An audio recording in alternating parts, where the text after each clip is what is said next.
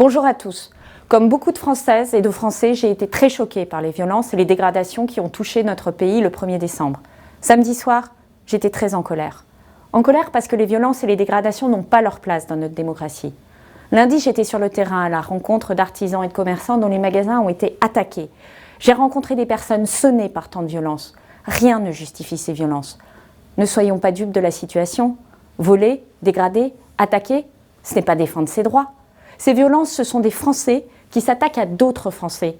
La démocratie, ce n'est pas un mot valise, c'est quelque chose de très précieux. C'est le droit de chacun à faire entendre sa voix, le droit de manifester, le droit d'exprimer publiquement ses désaccords et son mécontentement.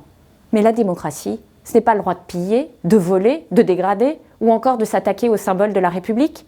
En démocratie, on manifeste et l'on exprime ses opinions pacifiquement. On a le droit de dire non. Je me battrai toujours pour ce droit. Mais on n'a pas le droit de saccager ce que d'autres ont mis des années à construire par leur travail. On n'a pas le droit de chercher à blesser ceux dont la mission est de nous protéger. La France, ce n'est pas ça. La France, c'est beaucoup mieux que ça. En tant que citoyenne et en tant que mère, j'en appelle à la responsabilité de chacun. Il est de notre devoir de ne pas soutenir ces agissements violents et inadmissibles. Dégrader des entreprises, saccager des bâtiments publics, bloquer l'activité économique, mais tout cela a un coût.